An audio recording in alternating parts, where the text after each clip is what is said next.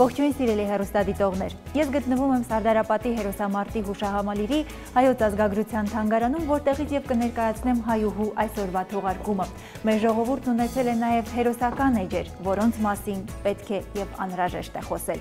Այսօր ծրագրում կարող եք դիտել։ Համեղ ու սննդարար ուտեստ հայուհու խոհանոցում, պատրաստում ենք սիրով։ Հայոց առաջին խորհրդարանի կին պատգամավորները, ովքեր էին նրանք և ինչ ճակատագիր ունեցան։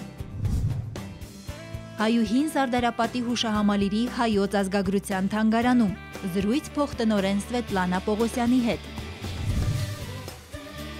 Հայոց գավառների կյանքն ու կենցաղը, արվեստն ու մշակույթը 100 տարի առաջ, պատմում են հայտնիները։ Խոհանոցը մի վայր է, ուր ևս մենք ստեղծագործում ենք ավանդական ուտեստների կողքին ստեղծելով նորերը։ Այսօրվա բաղադրատոմսը նորույթ է, հեղինակային աշխատանք, որը և կներկայացնի Պատիո ռեստորանի շեֆ-խոհարար Գոր Մարկոսյանը։ Ողջույն Գոր, ներկայացնել ենք քո հեղինակային ուտեստը, բանջարեղենային աղցան, որը կոչվում է բատերնատ։ Հետաքրքիր անվանում է, իսկ թարգմանաբար ինչ է նշանակում։ Բատերնատը դա դդմի անվանումն է, կոնկրետ այդ դդմի տեսակի անվանումն է։ Եղեցիկ հնչողություն ունի, հետևաբար որոշեցինք անվանակոչել այս աղցանը բատերնատ։ Մեզ անհրաժեշտ է լինելու շոգեխաշած դդում, դդմի ճիշ, մայրընկույզ, բուլղարական պղպեղ, նեխուր, վարունգ, չերի պոմիդոր, նանայի թերթիկներ, հազարի թերթիկներ, կոտեմ և չերի պոմիդորի ճիշ։ Եվ ամենակարևոր բաղադրիչը կրեմ պանիր։ Մենք գազօջախի մոտ իրականացվող աշխատանք չունենք, ամեն ինչ տեղի է ունենալու այս սեղանի շուրջ եւ աշխատանքը սկսում ենք ինչից։ Աշխատանքը սկսում ենք կտրատել բաղադրիչները, հետո կհարստացնենք ամբողջ աղցանը կաղպարի մեջ։ Վերցնում ենք շատ բարակ, որպեսզի ծամելուց խնդիրներ չառաջանան։ Նեխուրը ի դեպ շատ օգտակար է եւ այն կարելի է ներառել կերակրացանկում, հատկապես հետաքրքիր համադրություն է ստացվում քամած մածունի հետ։ Նախընտրելի օգտագործել հում վիճակում։ Հում վիճակում, այո։ Ինձ շատ հետաքրքրեց դդմի ճիրը, ինչպես ենք այն պատրաստում։ Դդմի ճիրի պատրաստման եղանակը բավականին պարզ է։ Այնպես ինչպես բոլոր մրգերը կամ բանջարեղենները։ Բարակ կտրատում ենք, մի քիչ ավելացնում ենք հում վիճակում շաքարի փոշի իր վրա, ծով յաղ եւ զեյթունի զետանարատ եւ 80 աստիճան ջերմային միջավայրում չորացնում ենք 2-ից 3 ժամ։ Մեզ մնաց մշակելու վարունգը։ Եղևէ չեք մաքրում։ Ոչ։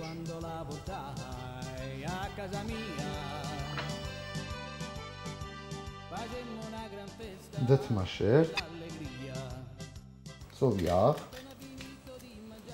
գունավոր պղպեղների ընտրանին, ավելացնում ենք կրեմ պանիր, կտրատած բանջարեղենները,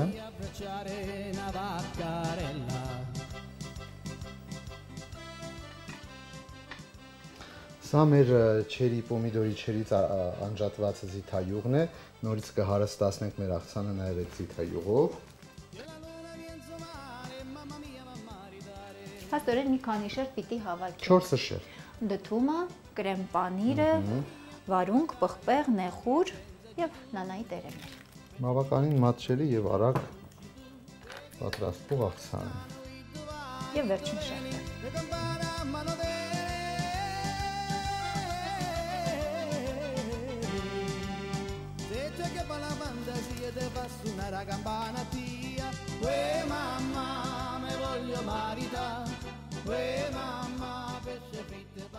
Հիմնական աղցանի այդ աշխատանքները վերջացրել ենք, տիտղոսային շերտը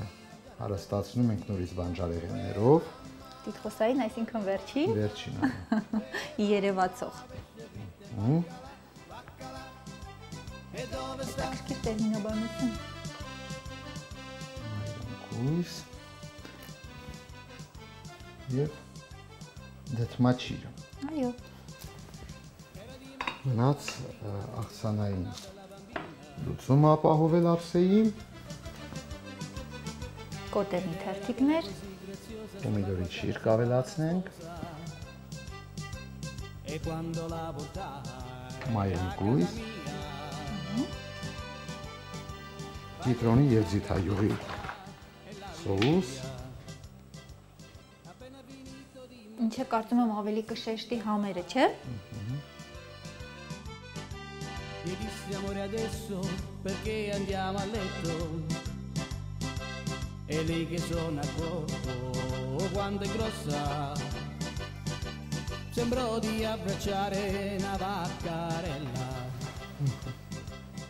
Կուշությամբ հեռացնում ենք կաղապարը, Օ, ինչ գեղեցիկ է։ Չէի սպասում, որ այսպիսի հետաքրքիր շերտերը առանձնանալու էին։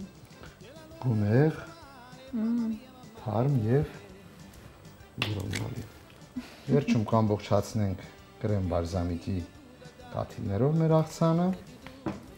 Կարծես պաղպաղակ լինի գոր հեռվից։ ձիթայուղ նորից և պղպեղների ընտանի։ Ահա և վերջացրեցինք մեր բատերնատը։ Բատերնատ այսպես է կոչվում այս բանջարեղենային աղցանը, որ մեզ ներկայացրեց Գոր Մարկոսյանը, ով և հեղինակն է այս բաղադրատոմսի, գայթակղիչ է և տեսքից ու նաև հարուստ է վիտամիններով։ Այնպես որ փորձեք, սիրելի հեռուստադիտողներ, իսկ մեզ մնում է մեր բարեկամներին մաղթել Բարի ախորժակ։ բարի ախորժակ։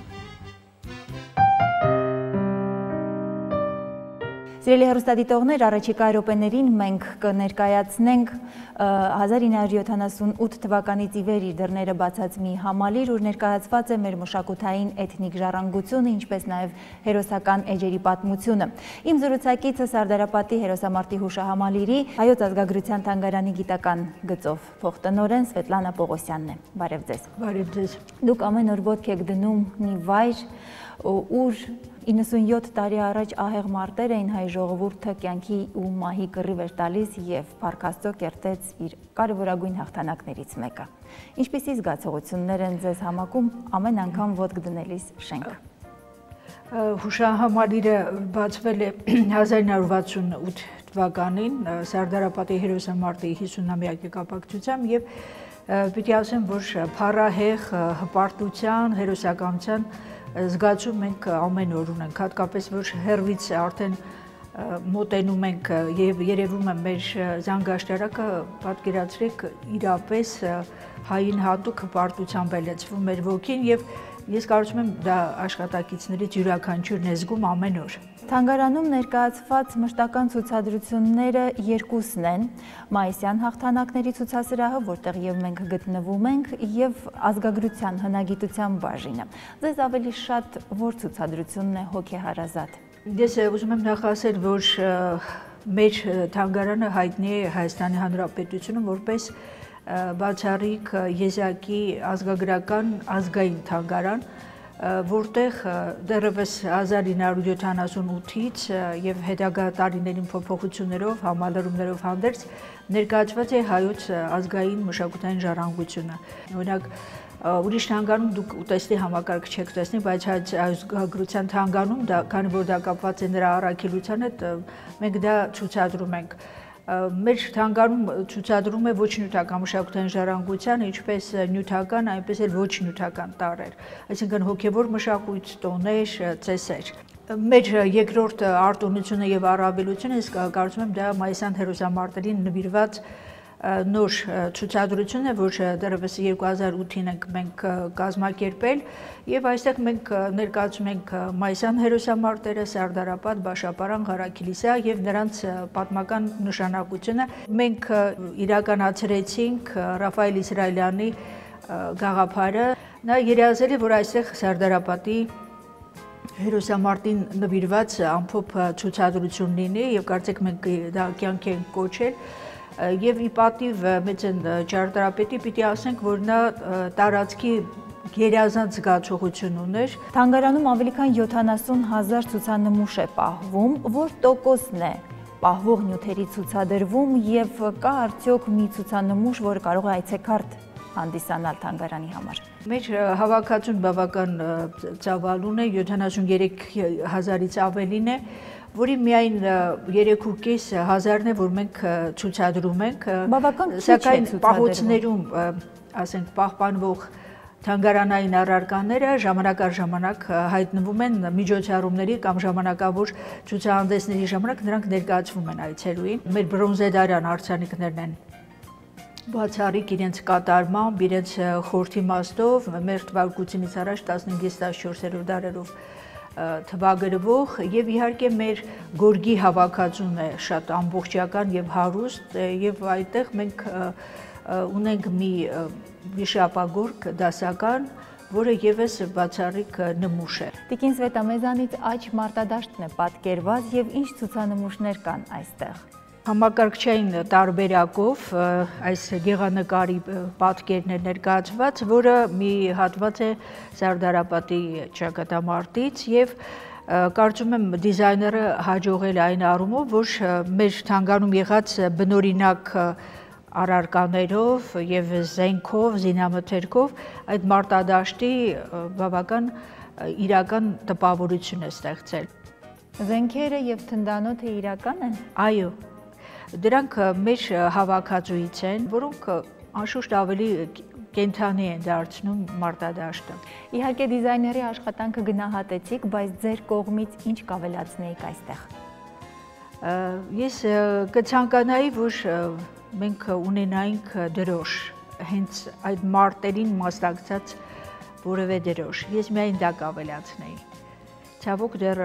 մինչ այսօր որևէ դրոշ, որ այդ մարտական ուղին անցել է, դեռ ձեռք չենք բերել։ Ուղղակի բանը հաստված լինի, որ դա մարտին մասնակցել է։ Թե չի կարող են, ասենք, մահ կամ ազատություն, մնացած այդպիսի մի բան վերականգնել։ Ես ասում եմ, ուղղակի մարտում օրհնված, այդպիսի օջված դրոշ։ Այս ցուցասրահում ունեք նախընտրած կամ սիրելի առարկա։ Գիտեք, դժվար է առանձնացնել, որտեղ այստեղ հերոսների առարկաներն են, այստեղ Դանիել Փիրումյանի հետ կապված առարկաներ կան, Վարդան Ջաղինյանի, կան ժամանակաշրջանին հատուկ զենքեր, որոնք շատ հարազատ են, որովհետև հենց այդ մարտական հերոսական շունչը ես դրանց մեջ եմ տեսնում։ Մայիսյան հաղթանակների հերոսները որևէ կերպ փառաբանվում են թանգարանի կողմից։ Անշուշտ։ Մենք խիստ կարևորում ենք եւ ցուցադրության մեջ նրանք հստակորեն նրանց դերակատարությունը դա երևում է, բայց մենք կցանկանայինք, որ գոնե Սարդարապատի 100-ամյակի կապակցությամբ մեր նոր ցուցադրության մեջ մեր փառաբանց, իսկապես փառաբանց հերոսների կիսանդրիները ներկայացվեն, որտեղ վաղուց ժամանակն է, որ մենք դա ունենանք։ Կա մի ամբողջական ֆիլմ Սարդարապատի հերոսամարտի մասին։ Ես կարծում եմ, որ այսօր չկա եւ շատ ցանկալի կլիներ, որովհետեւ Սարդարապատը մեկն է եւ մենք արժևորումը կտանք միայն այն դեպքում, երբ ունենանք իրապես մասնագետների, փորձագետների եւ պրոֆեսիոնալ նկարողների, նկարահանողների միջոցով կատարված փաստավավերագրական մի աշխատանք, որը իսկապես կբացի մեր առջև Սարդարապատի եւ Մայիսյան հերոսամարտերի պատմական նշանակությունը։ Ես հուսամ, որ այն հեղինակային խումբը, որը կազմված է, համենայն դեպս մենք որոշակի ծրագրեր ունենք համապատասխան միջոցներից հետո ես կարծում եմ հնարավոր է տեսնել, որ 2018-ին մենք կունենանք Սարդարապատ գոնե մուլտիմեդիա, բայց ես կարծում եմ, որ մեր եւ պետական այրերը եւ արվեստագետները բոլորը պետք է մտահոգ լինեն դրանով, որպեսզի մենք գոնե 100-ամյակին ունենանք Սարդարապատին նվիրված, Սարդարապատի հաղթանակը ներկայացնող ֆիլմ։ Ձեզ դուր գալիս է Սարդարապատի երգասևակի խոսքերով եւ Էդգար Հովհաննիսյանի երաժշտությամբ։ Անշուշտ, ես նույնիսկ համոզված եմ, որ շատ սարդարապատցիների համար դա կարծեք մեր հիմնը լինի։ Իսկապես ոգեղեն, հերոսական շնչով գրված իրապես շատ լավ կատարում է եւ խոսքերն է հրաշալի եւ երաժշտությունը այնպես որ շատ ենք հավանում։ Իդեպ խոսքերը գրվել են երաժշտությունից հետո։ Այո, կարծում եմ դա իսկապես մեր հիմնն է։ Այս հաղթանակը լիարժեքորեն մենք կարևորում ենք այսօր մեր օրերում։ Ես կարծում եմ այո, եւ պետք է մենք առավել գնահատենք, որովհետեւ եթե մենք ըստ ամենայնի ըստ արժանվուն գնահատենք մեր մայիսյան հերոսներին, նրանց ոգով դաստիարակենք, մենք շատ բանում կհաջողենք։ Ես կարծում եմ դեռ բավական անելիքներ ունենք։ Մենք հաճախ նույնիսկ մեր օրվա հերոսներին ենք մոռանում։ Իսկ եթե մենք իսկական պատմական մարտում հաղթած հերոսներին արժանավայել ձևով գնահատենք, ես կարծում եմ, որ դա ուղղակի շատ օրինակելի կլինի մեր երիտասարդների համար։ Շնորհակալություն։ Սիրելի հեռուստադիտողներ, իմ զրուցակիցը Սարդարապատի հերոսամարտի հուշահամալիրի Հայոց ազգագրության թանգարանի գիտական գծով փոխտնօրեն Սվետլանա Պողոսյանն էր։ Հայաստանի առաջին հանրապետությունը լիարժեք հանրապետություն էր իր պետական խորհրդանիշներով, օրենսդիր և գործադիր մարմիններով, դիվանագիտական կորպուսով և այլն։ Առաջին հանրապետության խորհրդարանում կային նաև կին պատգամավորներ, ովքեր էին նրանք, ինչ գործունեություն էին ծավալում և ինչ ճակատագիր ունեցան, հիմա կպարզենք։ 1918 թվականի մայիսի 28-ին հռչակված Հայաստանի առաջին հանրապետության պարլամենտը գումարվեց օգոստոսի 1-ին։ Խորհրդարանն իր գոյության ընթացքում ներքին և արտաքին քաղաքականության վերաբերյալ ընդունեց 1000-ից ավելի օրենքներ և օրենքի ուժ ունեցող իրավական փաստաթղթեր, այդ թվում հայերենը պետական լեզու հռչակելու, համալսարան, դպրոց, գրադարան, թանգարաններ հիմնելու, ազատագրական կռիվներում զոհվածների երեխաների ուսումը կազմակերպելու, հայ գրողներին ու գիտնականներին նյութական օգնություն հատկացնելու և բազմաթիվ այլ օրենքներ։ Պատմական այդ ծանր ժամանակներում Հայաստանի խորհուրդը ոչ թե ուներ միակուսակցական կազմ, այլ իրենից ներկայացնում էր բավական բազմակուսակցական կառույց, եթե կարելի է այդպես ասել։ Խորհրդի մեջ մտնում էին հայ հեղափոխական դաշնակցությունից, հայ ժողովրդական կուսակցությունից, սոցիալիստ հեղափոխականներից, կամեսերներից և սոցիալ-դեմոկրատներից։ 1919-ին, երբ եվրոպական շատ երկրներում կանայք ընտրական իրավունք անգամ չունեին, Առաջին հանրապետության խորհրդարան են ընտրվում 3 կին պատգամավոր։ Նրանք առաջինն էին, բայց ցավոք այսօր քչերը գիտեն նրանց անունները՝ Կատարինե Զալյան-Մանուկյան, Վարվարե Սահակյան, Պերճուհի Պարտիսպանյան Բարսեղյան։ Կատարինե Զալյան-Մանուկյանը ծնվել էր Երևանում 1886 թվականին, ստացել էր բժշկական կրթություն և 1915 թվականից ի վեր փորձում էր իր նպաստը բերել հայ որբերի կամ հայ հիվանդների խնամքին։ 1917 թվականին ամուսնանալով հայ հեղափոխական դաշնակցության և հայ ժողովրդի մեծանուն գործիչներից մեկի Արամ Մանուկյանի հետ, նա շարունակեց իր բավական բեղուն գործունեությունը որպես մանկատան գլխավոր բժշկուհի։ Խորհրդարանում Կատարինե Զալյան-Մանուկյանը զբաղվում էր որբերի և բժշկական այլևայլ խնդիրներով։ Հայաստանի առաջին հանրապետության խորհրդայնացումից հետո, ինչպես շատ-շատերը, այնպես էլ Կատարինե Զալյան-Մանուկյանը ենթարկվեց հետապնդումների։ Նախ նրա և նրա ձեռքից վերցրեցին իրենց բնակարանը, որտեղ նրանք ապրում էին Արամ Մանուկյանի հետ, այնուհետև սկսեցին հետապնդումներ, որի արդյունքում 1923 թվականին դստեր Սեդա Մանուկյանի հետ հեռացավ Հայաստանից Ստավրոպոլ։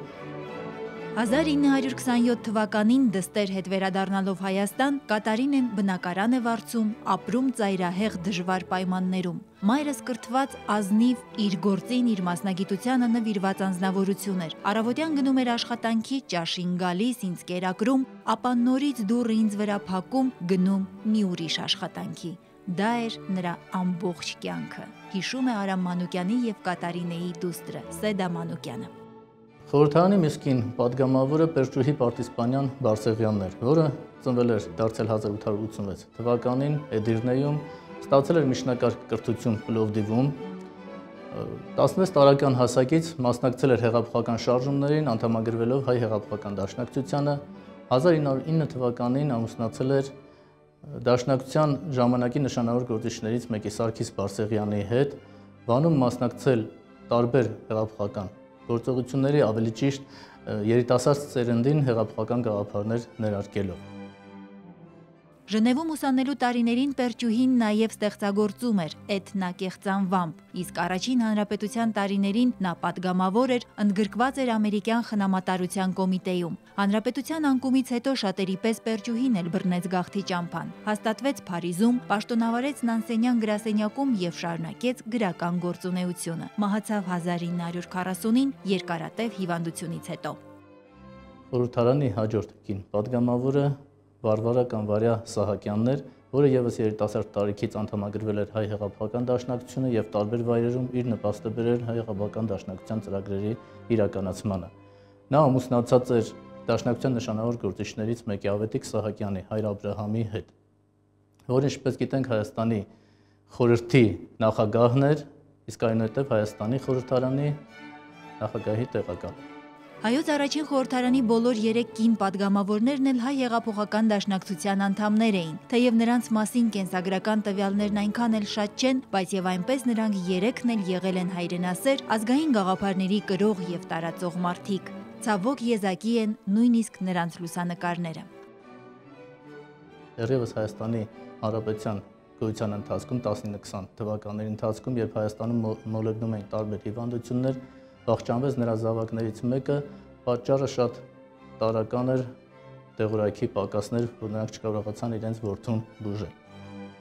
Փետրվարյան հեղափոխությունից հետո Վարյան ընտանիքով հեռանում է Հայաստանից, հաստատվում Բեյրութում։ Այստեղ էլ հասարակական գործունեություն ծավալում, մասնակցելով օգնության խաչ կազմակերպության աշխատանքներին։ 1932 թվականին կորցնում է մյուս զավակին, 1 տարի անց ամուսնուն եւ շատ չանցած կյանքից հեռանում է նաև ինքը, Վարվարա Սահակյանը։ Այսպիսի դառն ու ցավոտ ճակատագիր են ունեցել նրանք, ովքեր առաջինն էին։ Ծրագրի վերջին էջը, որ վերնագրել ենք 100 տարի առաջ, ներկայացնում է Արևմտյան Հայաստանի գավառները, մեր ժողովրդի կյանքն ու կենցաղը, նիստուկացը, արվեստն ու մշակույթը։ Մենք պատմում ենք նաև ինքնապաշտպանական կռիվների մասին, որոնք թեև քիչ, այնուամենայնիվ եղել են, եւ այսպես 100 տարի առաջ։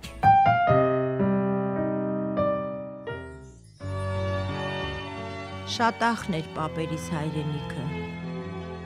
Դրախտային մի գավառակ չքնաղ Վանալճից հարավ, հարուստ ու շեն բազում գյուղերով, արարող մարդկանցով, քաջասիր տղամարդկանցով, որ դեռ 100 տարի առաջ ամեն առավոտ բարև էին տալիս արևին, ու այգի բոստան ու արդ մշակում, մեղու եւ անասուն պահում, տուն ու գյուղ, գավառ ու երկիր պահում, շենացնում։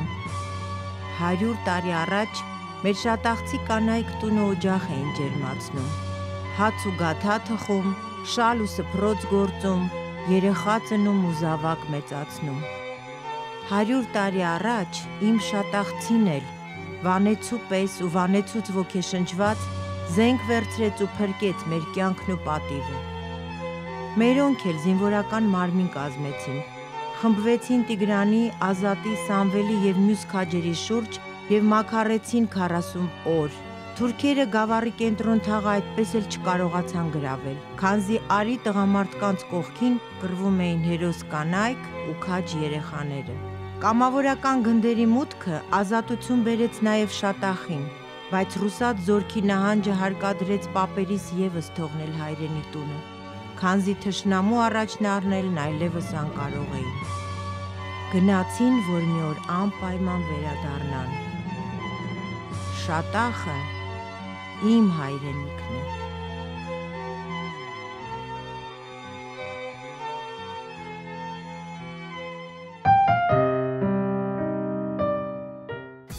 Այսքանով հայուհու հերթական թողարկումն ավարտվեց եւ հիշեցնեմ, որ մեր ծրագրի հետ կարող եք կապվել Facebook-յան էջի միջոցով, հարցերն ու առաջարկությունները թողնել նամակներ բաժնում։ Հայուհու թողարկումները հասանելի են նաեւ Երկիր մեդիայի պաշտոնական կայքում եւ YouTube-ում։ Ես ձեզ հրաժեշտ եմ տալիս եւ շնորհավորում մայիսյան փառահեղ հաղթանակների կապակցությամբ։ Մինչ նոր հանդիպում։